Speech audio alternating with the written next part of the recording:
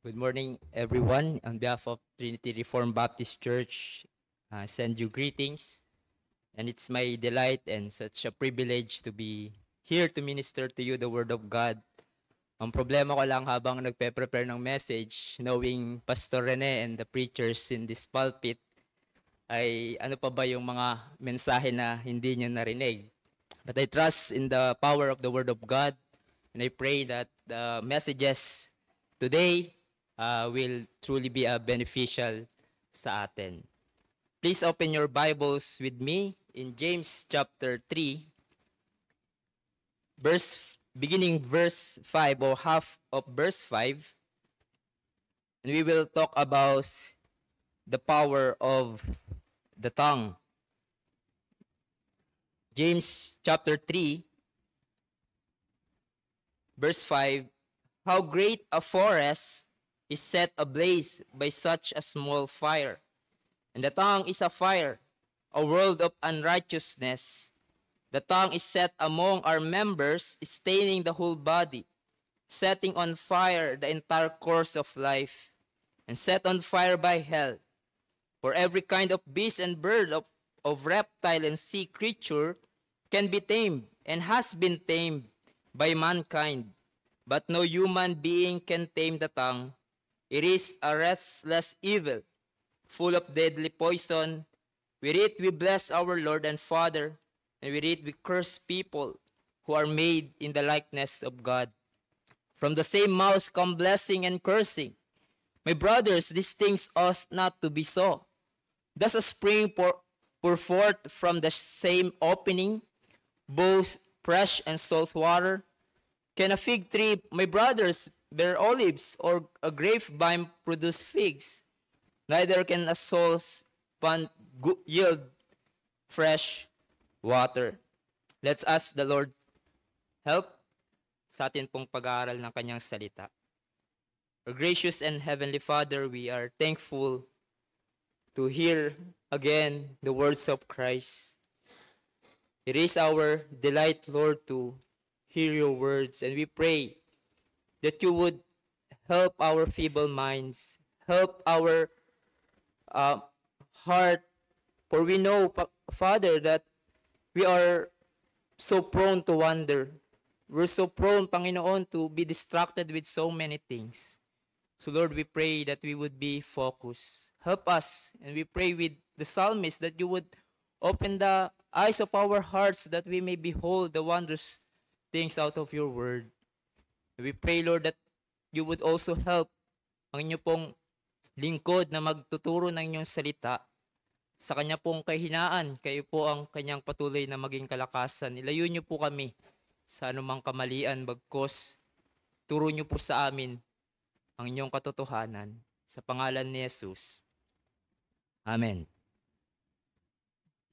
In 1899, merong 4 na reporters from Denver, Colorado who met on a Saturday night sa railroad station sa Denver. Ang bawat isang reporter na ito ay merong task, and that is finding an expose or an inside story for the next day. Habang naghihintay sila sa railroad, they hope na makaspot ng celebrity na mag-commute gamit ang train. However, walang nagpakita. And so, nag-isip sila kung anong dapat gawin. And as they discussed options, one reporter said na gumawa na lang sila ng kwento to make up a story na kanilang may babalita. Una, naisip nila gumawa ng phony local story, but they said to each that would be too obvious. And so they decided to write and make up a story about sa isang lugar na malayo. At ang napili nila that time ay ang China. At ang ginawa nilang story was that some American engineers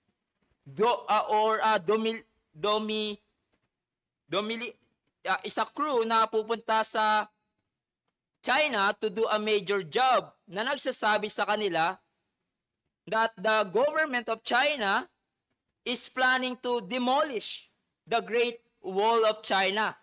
One of the reporters ay hindi sure kung paniniwalaan ba ito ng mga tao, but they pushed to made up a story about it.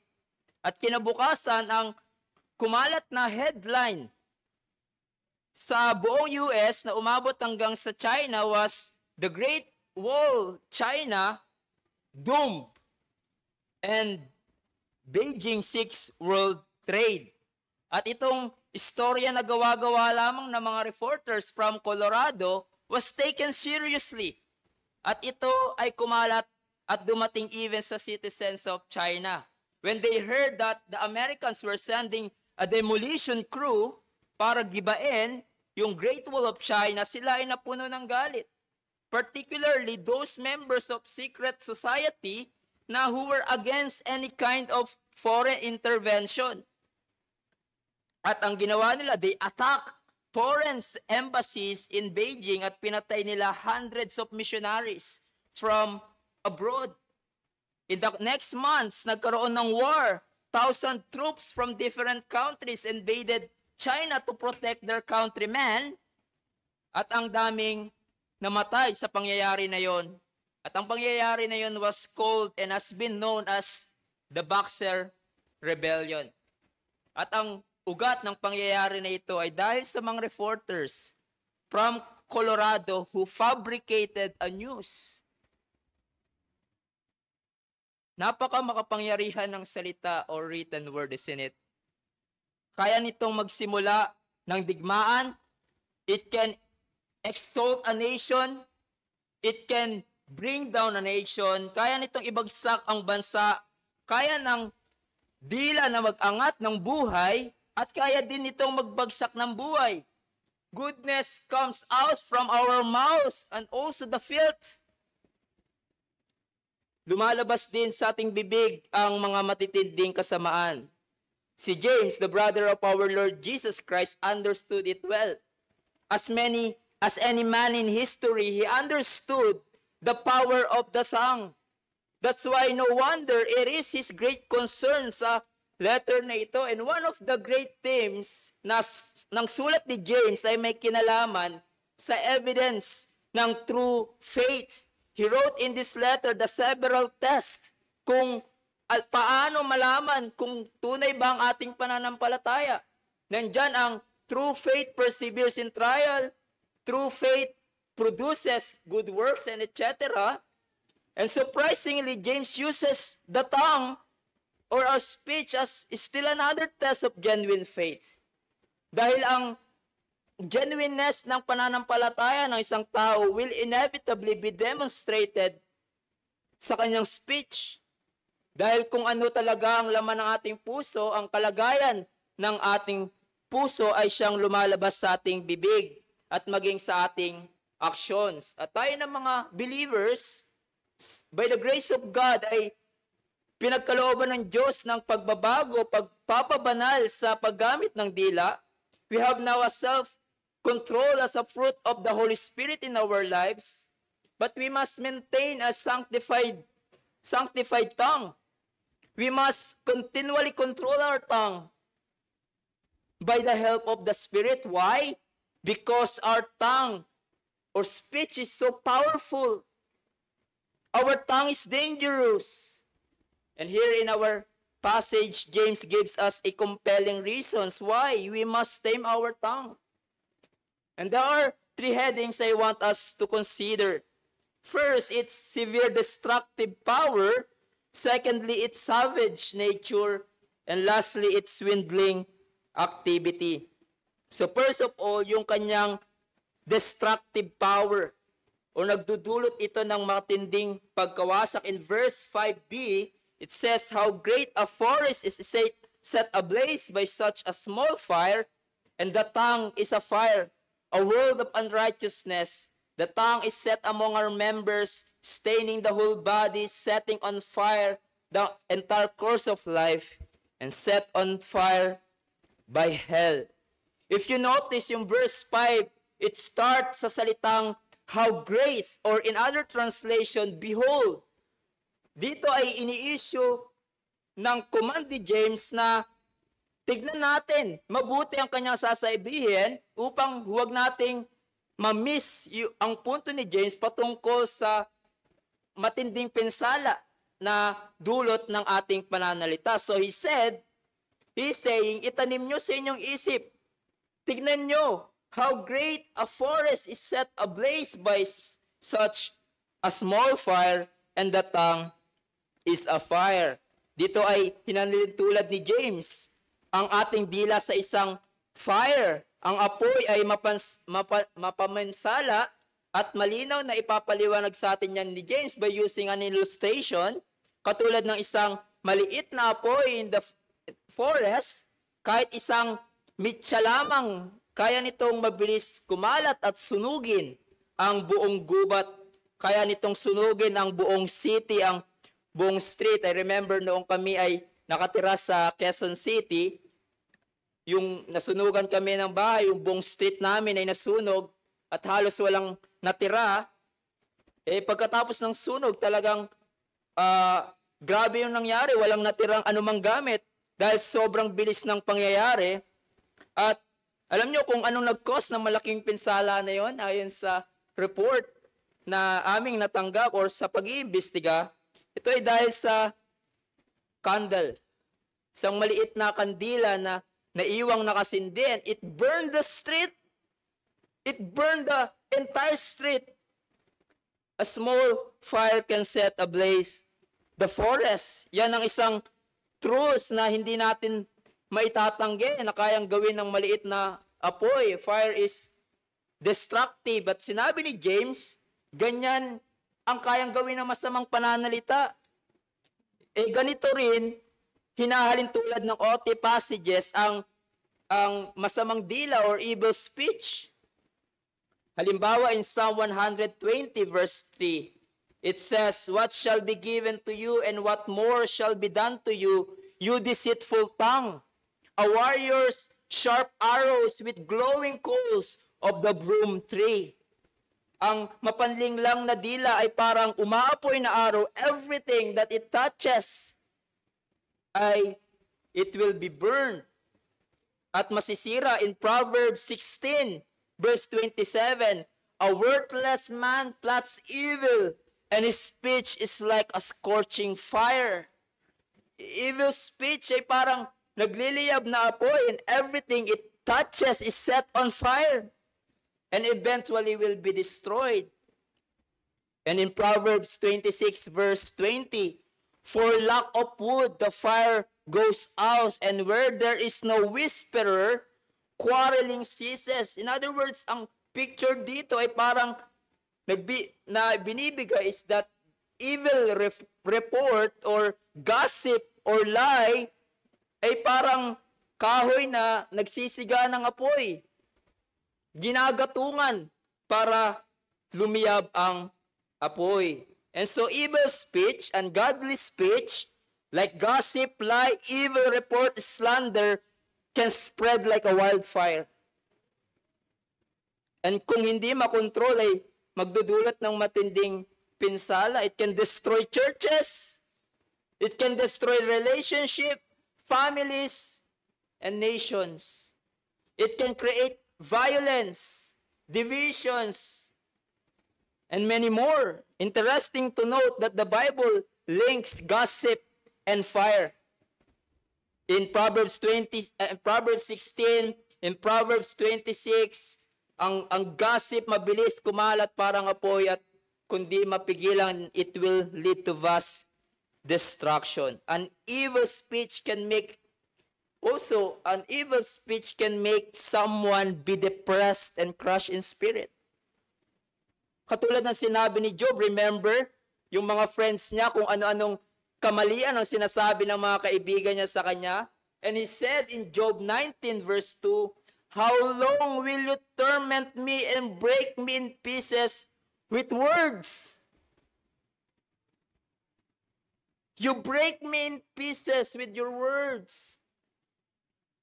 Yan ang kayang gawin ng pananalita kung hindi natin makontrol. It produces great and severe destruction. But then nagbigay si James ng napakibigat na mga statements or descriptions of the tongue. Kung gaano ka-destructive ang dila. It says in verse 6, "A world of unrighteousness It stains the whole body. It sets on fire the entire course of life, and it sets on fire by hell. And let's look at this one by one. First, it is a world of unrighteousness, a cosmos, or sa Nasbi, the world, the very world of iniquity. And this is unusual phrase from James. And so what does it mean? Now, hindi ito tumutukoy sa physical sense na paggamit ng salitang world, but it refers to another sense ng salitang world, which means evil system. And so it means that our tongue is an evil system, that part of our body, a vast system of iniquity. Or as John Calvin said, this slender portion of flesh contains the whole world of iniquity. Maliit na bahagi ng ating katawan, parte ng ating katawan, ngunit kaya niya maglabas ng maraming kasamaan. It is a network that breeds evil. Diba? Halos lahat ng kasamaan lalabas sa bibig. Kumbaga yung lahat ng wickedness sa mundo ay maaaring matagpuan sa dila. Although ang dila ay not necessarily mas masama kaysa sa ibang parte ng ating katawan, but ang yung speech using our tongue involves siya o gumagawa siya almost every form of wickedness. Name it. Lie, matatagpuan sa tongue. Yung galit, lumalabas sa ating dila. Minsan nga, sa damdamin pa lang, nagsasalita ka na, wala nga lang sounds na lumalabas, pero kalooban mo, nagsasalita ka ng masakit sa kapwa mo. Yung pagnanakaw, involved ba dyan ang dila? Yes. Nagsisinungaling sa pagnanakaw, using words sa pagplan ng pagnanakaw, or alam mo na yung excuse na sasabihin mo bago ka magnakaw. Name every form of wickedness and you can find it sa dila. It tells lies, it ignites hate, it awakens sinful lust, it gives rise to numerous sins, and as a result, nagdudulot siya ng much trouble or vast destruction physically, mentally, emotionally, and spiritually. Tongue is a small part of our body, but it can cause great havoc because it is involved in every form of wickedness. But also, describe ni James ang ating dila as staining the whole body. Yung salitang stain, it means to pollute, to corrupt, or to contaminate. And the word body here, hindi tumutukoy sa physical na katawan, but it means the whole person.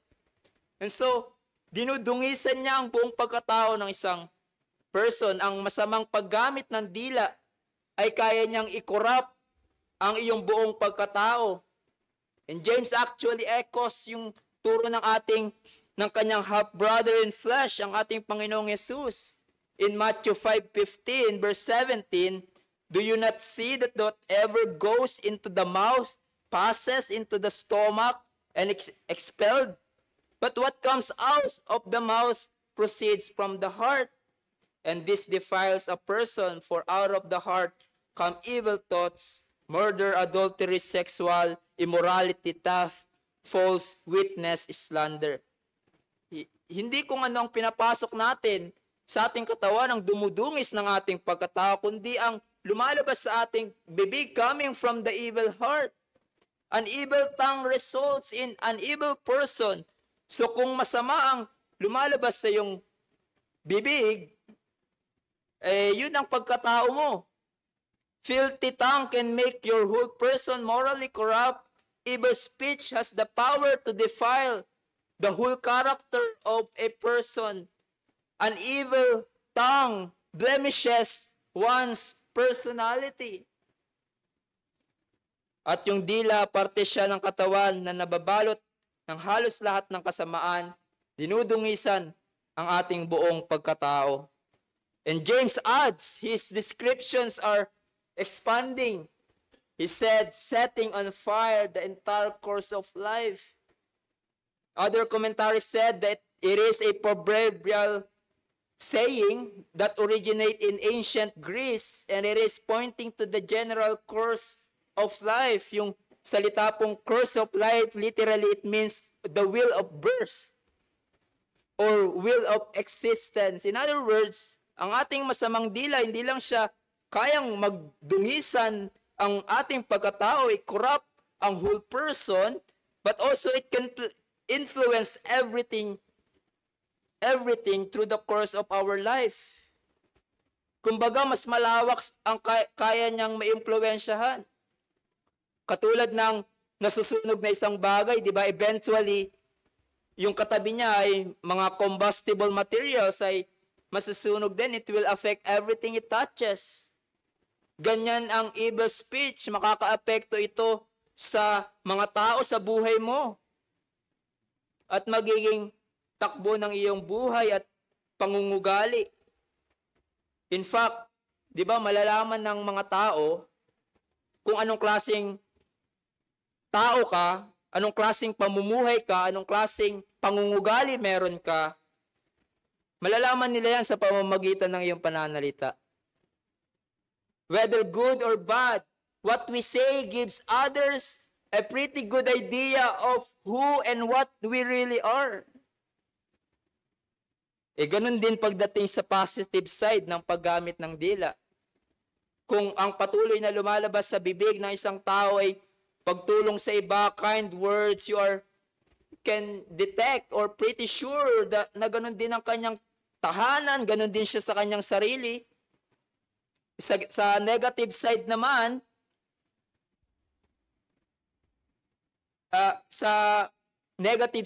yung evil speech, ganun din, tulad ng sinabi ni James, kung patuloy na kasamaan ang lumalabas sa bibig ng isang tao, ganun ang takbo ng kanyang buhay, and it will affect everything it touches. It will affect the people around you. Halimbawa, meron sa yung nagsishare na hindi maganda sa ibang tao, gossip, eventually, parang galit ka na rin. Galit ka na rin dun sa taong kinukwento niya. Kung ikaw ay hindi maingat, diba? O kaya naman, may nagsabi sa'yo ng malungkot na bagay, eventually, nalulungkot ka na din. Minsan nga, hanggang sa pag-uwi mo, dala-dala mo. Kahit tapos na yung usapan nyo, parang ikaw na rin ay stress sa pinag-usapan yung dalawa at kinabukasan, dala mo pa din yung kabigatan. Here, James is saying na yung evil speech can affect the entire course of your life. And the people touched by you, your evil speech can pollute and destroy people, your community, your children, your neighborhood, at ang mga tao sa iglesia. But then, napakabigat sinabi ni James, set on fire by hell. Yung salitang hell here is Gehenna, literally set on fire by Gehenna. In the Gospels, Matthew, Mark, and Luke, ginamit ni Jesus referring to eternal place of punishment, a place of eternal fire where worms don't die and fire cannot quench. But what does it mean here? Well, yung word na Gehenna, ito ay isang, alam natin, a lugar sa southwest of Jerusalem kung saan dito tinatapon ng lahat ng dumi, basura, patay na hayop. So it becomes a symbol of filth, ungodliness. At ito ang ginamit ni Jesus para i-describe ang mga tao kung anong klaseng lugar ang patutunguhan ng isang hindi mananampalataya. Isang lugar na puno ng karumihan dahil nandun lahat ng makasalanan, at ito ay isang lugar ng pasakit, isang lawa ng apoy kung saan paparusahan ng mga hindi mananampalataya. And so tulad ng sinabi ni Jesus, ang impyerno, lugar din yan para kay Satanas at sa kanyang mga kampon. And so, symbolically, the word hell refers to the place where the devil resides and to which the unbelievers are punished. And so, ito yung ginamit ni James to say na yung masamang pananalita, behind it is Satan. Evil speech, in other words, evil speech is from the pit of hell. One writer says said, the uncontrolled tongue or yung evil speech has a direct pipeline to hell. Ang dila na meron kay, maaaring gamitin instrument ni Satan sa kasalanan para ipulyut ang iyong pagkatao at makurap the course of your life at yung taong nasa paligid mo. In one sense, the evils of the tongue flow from the heart. In another sense, James says, Satan himself gives the tongue its destructive power. This is how devastating a tongue can do.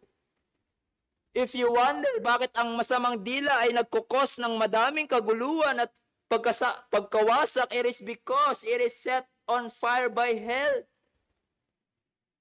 Evil speech is fueled by hell or Satan himself. Kaya nga mga kapatid, it must be controlled sa ating buhay dahil even ang ating bibig, kahit na tayo ay mga mananampalataya na, may remaining sin pa rin tayo. At may labi pa rin tayo ng kasalanan sa pamamagitan ng ating mga dila. May pagkakataon pa din kung hindi natin makontrol ang ating pananalita, maging careless tayo sa using our speech, ay magbubuga tayo ng mga salita na maaaring magkorrupt sa tao, makapagsira ng relasyon, pagkakaibigan, at ng pagkakaisa. Let me ask you a question. Kasama ba ito sa iyong prayer? Sa buhay? That each day you say with the psalmist, set a guard, O Lord, over my mouth. Keep watch over the door of my lips. Do not let my heart incline to any evil, to busy myself with wicked deeds. Dahil ang dila is ready to do wickedness. Tongue is always ready to do evil. Do you ask God that kind of help to yourself? Now you know, as a believer, the danger na dala ng pananalita. Do you pray, Lord, help me na makontrol ang aking pananalita, maging maingat at matalino sa paggamit ng aking pananalita? Because, brethren, we still have no glorified tongue. And we're susceptible through our tongue to create destruction. So we must control our tongue by the help of the Spirit. For we know how severe destruction it can bring. But, bakit natin dapat i-control ang ating pananalita? Because of severe its destructive power na kaya nitong i-produce. But secondly, of its savage nature.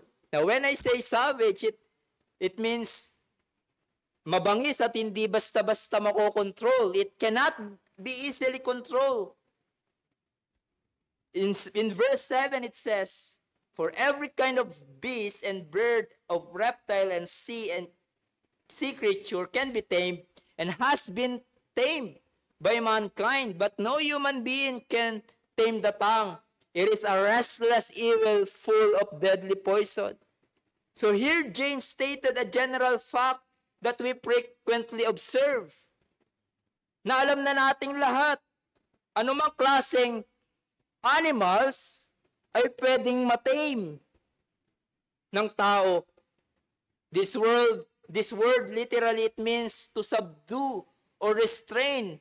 And it is in the present tense, which means continually and habitually ito maging realidad sa inyong buhay. It is, isang realidad, it is a fact na repeatedly nating ma-observe na ang tao ay meron siyang dominion and control sa hayop.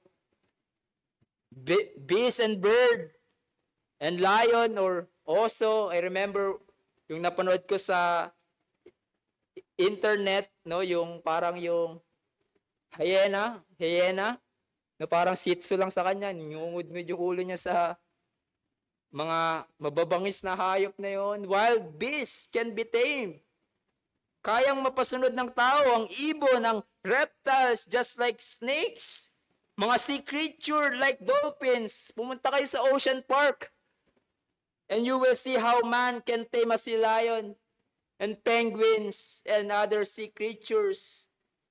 They can be tamed by humans and have been tamed perfect tense. Animals have been subdued and tamed all through man's history. Nagawa noon hanggang sa ating panahon. But sinabi ni James, merong isa na hindi kayang itame or isubdue ng tao. Someone said, the most untamable thing in the world has its den just behind the teeth. At ano ito? Our tongue. No human being can tame the tongue. Man subdues every kind of animal, but he cannot subdue his own tongue. Hindi sinabi ni James na walang sino man ang makakapag-amo ng dila. Ang sinabi ni James, walang tao ang makakontrol ng dila dahil God can control. Kaya kayang gawin ng Diyos na sa pamamagitan ng kapangyarihan niya na ang dila mong punong-puno ng kasamaan ay magamit sa pagpupuri sa Diyos at sa matutuwid na pananalita. Only the work of God in our life. Nang baguhin ng Diyos ang ating puso, binigyan din niya tayo ng kakayanan sa kanyang biyaya na matame natin ang ating mga dila. Pero kung sa sarili lang natin, left to ourselves, kung wala ang Diyos sa ating buhay, truly no human can tame the tongue. No one has the power to control his tongue, even the believers. Kung wala ang tulong ng Diyos. Kung matame man natin ang ating dila, it is not because of us. It is because of God working in our life.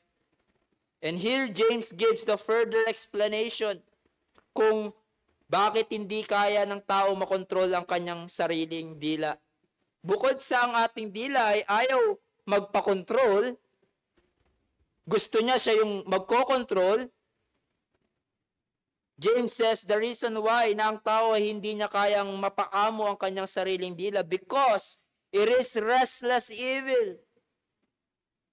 This word suggests na yung ating dila ay parang wild animal, mabangis na hayop na handang laging manakmal. Kahit na hawakan mo siya, ikulong mo siya, gagawa siya ng paraan para labanan yung restraint. Ganun ang dila, hindi siya titigil at magpapaawat, hindi siya magbaback out. It is like a wild animal restlessly wanting to make an attack. At kung makawala siya, ang laging binubugay niya, James said, a deadly poison. Psalm 143 verse 3, they make their tongue sharp as a serpent's, and under their lips is the venom of asp. Diba? Ang dila ay parang venomous cobra na nagbubuga ng nakakamatay na lason. It always carry death. Nakakamatay ang masamang pananalita. It will kill people. Remember, si Haman, kung hindi pinigilan ng Diyos yung kanyang plano, many Jews will be killed dahil sa kanyang mapanlinlang na sa hari. Inudyukan niya ang hari using his words para ipapatay si Mordecai at ang Hudyo. Ang ating Panginoong Hesus ay nahatulan ng kamatayan because of evil and persistent words against him ng mga Hudyo. Inudyukan nila ang mga tao na ipapako si Jesus sa krus. Sa ating panahon, there was a news at 13 years old committed suicide dahil sa masasakit na pananalita na natanggap niya sa school. And we can go on about the power of tongue. It is a deadly poison that can kill It can cause a physical death. Ang ating dila ay maaaring pumatay ng reputation. Ang ating dila ay maaaring pumatay ng reputation. Pumatay, it can kill love. It can kill joy and peace. At marami pang iba ang kaya nitong sirain at patayin. You see how savage tongue can be and disaster it brings. Kaya't marapat na kontrolin mo ito sa tulong ng Panginoon. Kung ikaw ay mananampalataya at binago na ng Panginoon, ang panawagan sa atin, gamitin mo ang iyong dila hindi para pangwasak. Hindi para magkalat ng kung anong kamalian o kasinungalingan o kayabangan.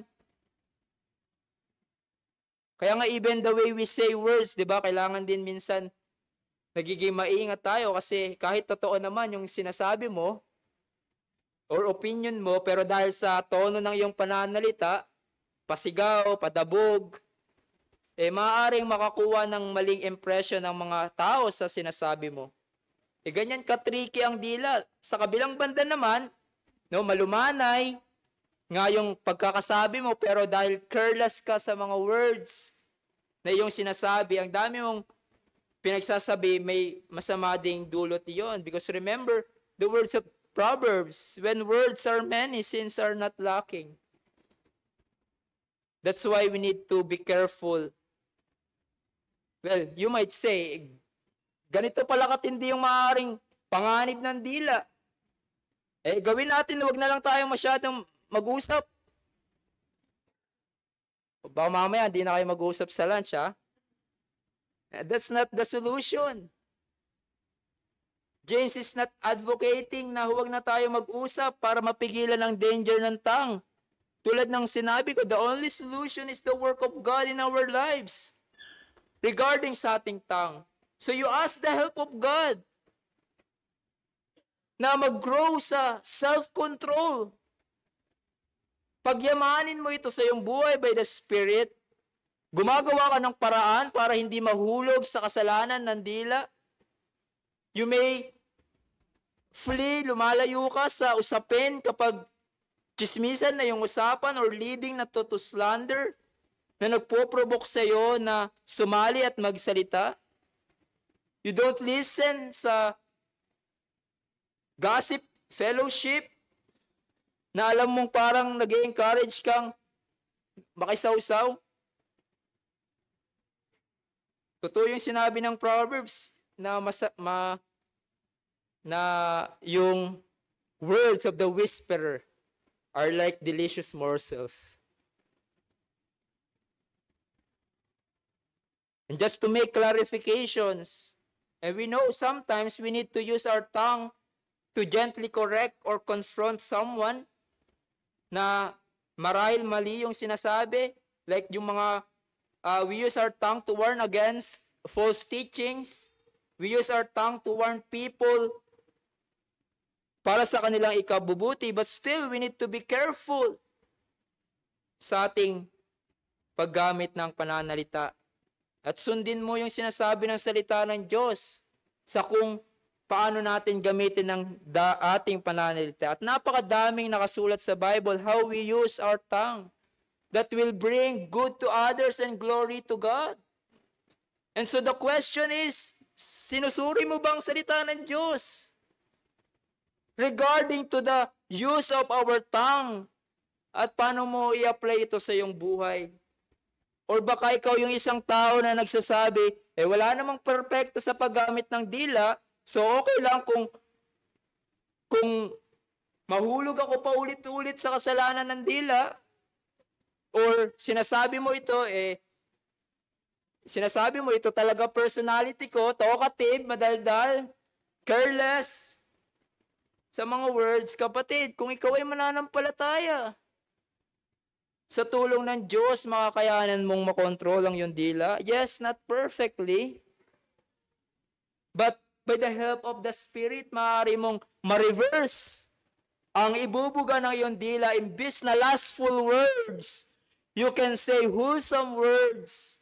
Instead of hateful words, you can and say encouraging words, words of peace. Instead of gossip, you can say truthful words. Instead of foolish talk and crude jokes, mga joke na below the bells, instead of that, joyful words. Meron namang place yung good humor sa ating usapan. Words of thanksgiving. Kung tunay mo talaga naintindihan ang danger na dala ng ungodly speech, you would cry out to God and say, God, help me control my tongue. Tulungan mo ako na aking dila ay maging instrument, not of evil, but of righteousness. Words that pleases God. Dahil naunawaan natin how deadly our tongue is. Kung ito ay hindi natin makontrol. But lastly, bakit kinakailangan na control ang ating dila? Because of its swindling activity. Now, it's a little bit stretch. Pag sinabing swindling, ito ay madaya. Pabago-bago, hindi siya consistent. There's duplicity. Ito ay mapanlinlang. Ganyan ang tendency ng ating dila. It says in verse 9, with it we bless our Lord and Father, and with it we curse people who are made in the likeness of God. From the same mouth come blessing and cursing. My brothers, these things ought not to be so. Does a spring pour forth from the same opening both fresh and salt water? Can a fig tree, my brothers, bear olives, or a grapevine produce figs? Neither can a salt pond yield fresh water. Dito ay si James ay pinapakita sa atin ang gawain again ng dila. Tongue can be hypocrite. It is a swindler. Nagsasabi siya ng magkaibang bagay, sabi ni James. Sa pamamagitan nito ay pinapasalamatan natin ang Panginoon, pinipuri natin ang Panginoon. Sa pamamagitan ng ating dila ay umaawit tayo ng kadakilaan ng Diyos. With words of thanksgiving, in contradiction, or sa kabilang banda, we use our tongue to curse people. To curse means to wish evil on someone. There is duplicity in the tongue. 1 minute, we use the tongue to bless the Lord, and the next, we use it to curse our fellow men. Yung dila na nagpupuri sa Diyos, at siya din kaparehong dila na ginagamit para sumpain ng mga tao. Abusuhin sila, wasakin ang kanilang reputasyon, pagsalitaan sila ng masama in anger, jealousy, and envy, and hatred. Ang mga taong nilikha ng wangis ng Diyos, the image of God. Dahil alam natin, kahit na ang tao ay nahulog sa kasalanan, image pa din siya ng Diyos, but a marred image of God because of sin. Ngunit merong dignity pa din sila dahil nilikha sila ng Diyos. Ngunit sa pamamagitan ng ating dila ay sinusumpa natin sila. Paano ito nagagawa ng isang tao? Dahil ganito ang kayang gawin ng uncontrolled tongue. Verse 10, from the same mouth come blessing and cursing. Isang Sunday, ang bibig natin ay punong-puno ng pasasalamat sa Diyos. We sing, great is thy faithfulness. Pagdating ng Lunes, sinusumpa mo na yung asawa mo, pinapagsalitaan mo ng hindi maganda ang anak mo, ang kapitbahay mo, katrabaho mo. Remember Peter? Isang araw lumabas sa bibig ni Pedro ang napakadakilang pananalita. You are the Christ, the Son of the living God. Lord, whom shall I go? Whom shall I go? You have the words of eternal life. Panginoon, kahit mamatay ako, hindi kita tatalikuran. Sa sunod na mga araw, same time kung saan lumabas ang pagkakilala ng greatness ni Christ, ay kaparehong dila na nag-deny kay Christ.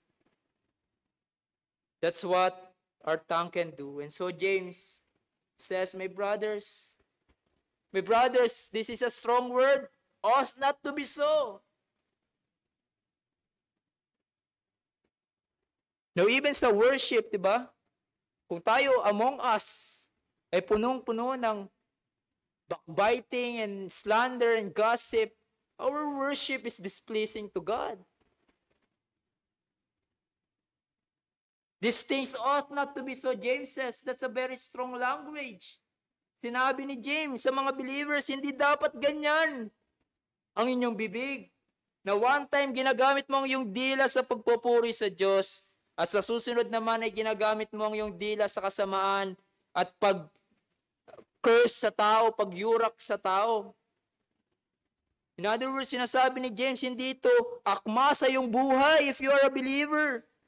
It is not fitting or right for your tongue to exhibit such untamed speech.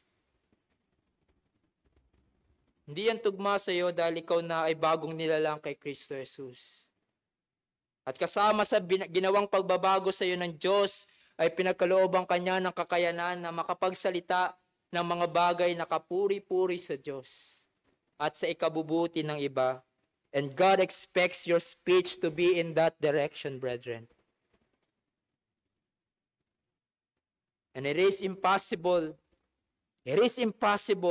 sa isang tunay na believer ang itolerate ang gawain na gamitin mo ang iyong bibig sa pagpupuri sa Diyos at the same time sa pagyurak or pag-curse ng mga tao or even vice versa. Gracious yung words mo sa tao at the same time yung paninalita mo sa harap ng Diyos ay pagyurak sa kanyang pangalan. It is impossible na itolerate ito ng isang believers in her or her life. Gaano ka-impossible? James gave an illustration, two sets of rhetorical question that expects a strong negative reply. In verse 11, does a spring pour forth from the same opening both fresh and salt water? Maaari ba yung fountain maglabas ng fresh water na maaaring ng fresh water na maaaring mainom and salt water na hindi maaaring mainom? That's impossible. Then James asks again, can a fig tree, my brothers, bear olives or grapevine produce figs? Ba kung sa atin pa, hindi maaari yung puno ng santol magbunga ng buko. Impossible. Neither yung tubig alat, yung dagat mag-produce ng fresh water na pwedeng mainom. And what's the point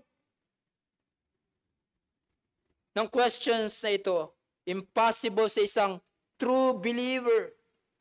Isang taong binago ng Diyos na ang buhay niya ay pagsasalita ng pagpupuri at the same time continually and habitually ang pattern ng kanyang buhay ay pagsasalita ng hindi maganda.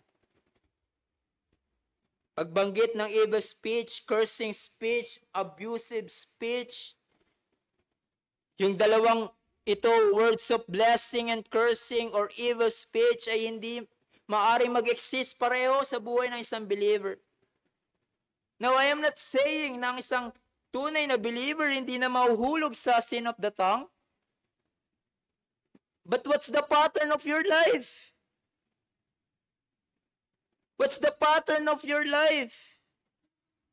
Every Sunday, yung bibig mo ginagamit mo sa pagpupuri sa Diyos, you're saying spiritual things.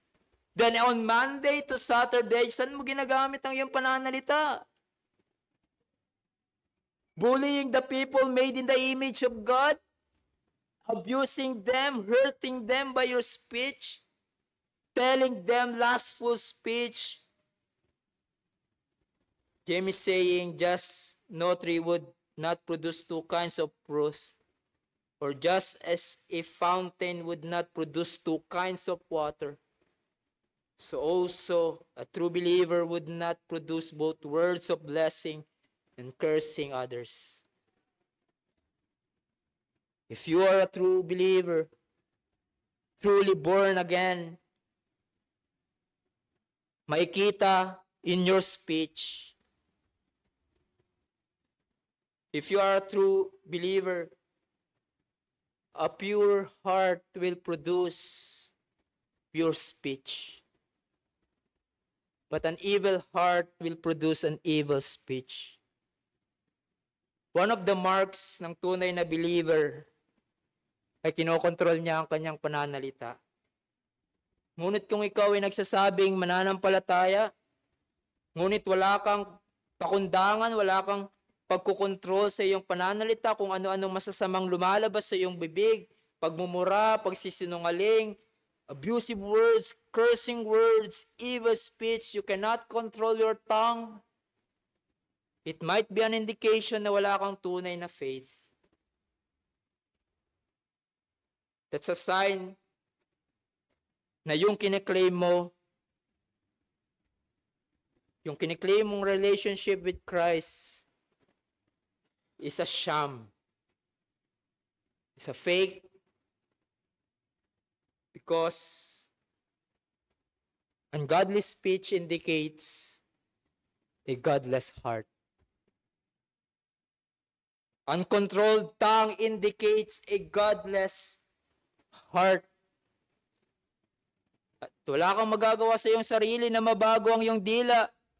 Ang evil speech na lalabas sa iyong bibig or sinasabi mo pa lang sa iyong isip, kailangan mo munang mabago ang iyong evil heart. Jesus said, how can you speak good when you are evil? For out of the abundance of the heart, the mouth speaks. Kailangan mo munang mabago ang masama mong puso. You must be born again. You need to ask God na baguhin niya ang iyong puso upang magawa mo ang bagay na kalugod-lugot sa kanyang harapan sa pamamagitan ng iyong pananalita.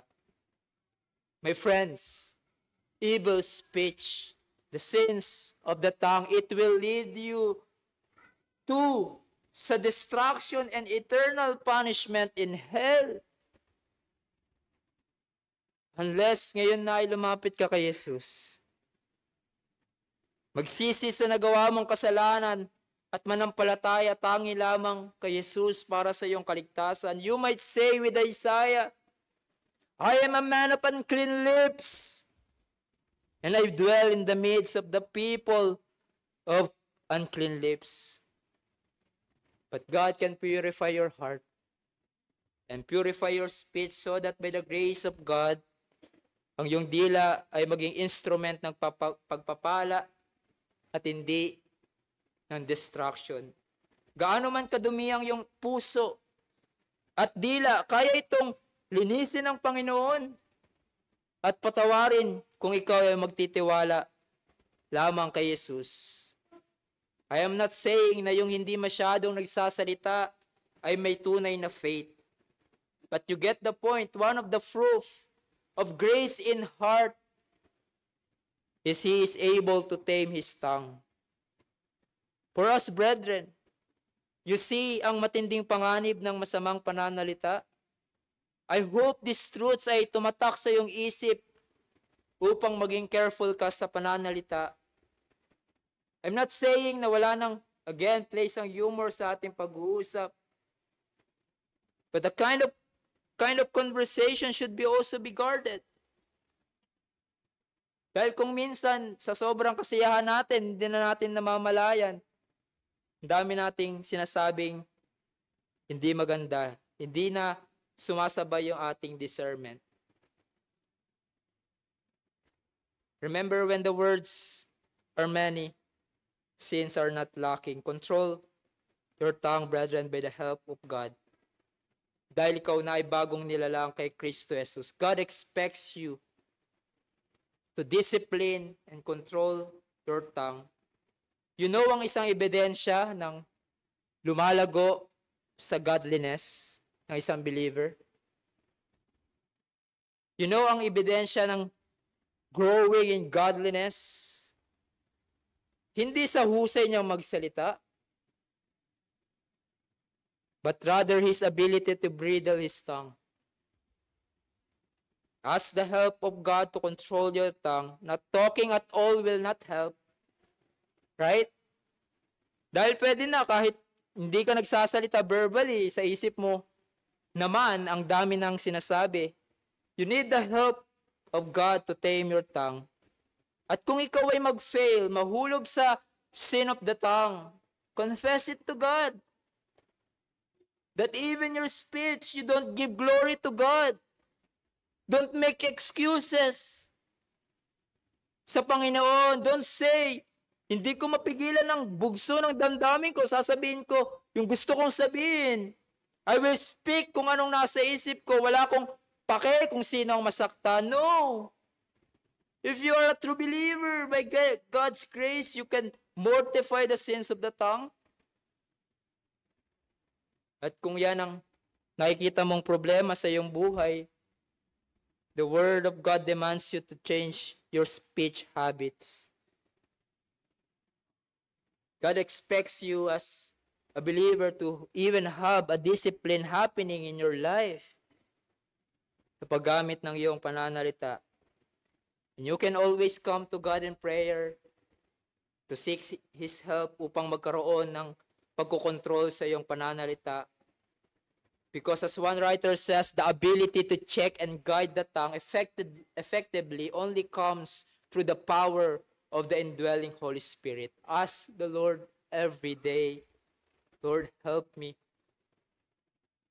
to control my tongue, to be careful the way I use my tongue today. May my tongue be full of thanksgiving and praise for you and words of encouragement, of joy and peace sa mga taong nasa paligid ko. Sa atin bilang iglesia, sa inyong fellowship, by the help of the Spirit, speak words of encouragement, speak words of joy and peace, speak words of thanksgiving, speak only gracious words, loving words, wholesome words, edifying words. Mga salitang nagbibigay papuri sa Panginoon. Speak the truth in love. Refrain from being conduit of gossip. Refrain from degrading others through our words. Refrain from insincere flattery. As Ephesians 4:29 says, let no corrupting talk come out of your mouths, but only such as is good for building up as fits the occasion, that it may give grace to those who hear. Tayo po ay manalangin. O Panginoong Diyos, papasalamat po kami for such a reminder for us. Paano po, kung gaano dangerous ang aming pananalita, even us who are believers. So Lord, we pray that we would be wise and careful sa aming mga pananalita. Alam namin, Panginoon, we still have the remaining sin. And we cannot control it on our own. So we need your help. Father, as we go on in this life, we pray, Lord, that ang buhay namin ay maging magandang patotoo dahil sa lumalabas sa aming mga dila, nakalugod-lugod sa inyong harapan. Salamat po for reminding us the power of the tongue and the importance, Lord, of kung bakit namin kinakailangan i-tame our tongue. All these things we ask from you in Jesus' name. Amen.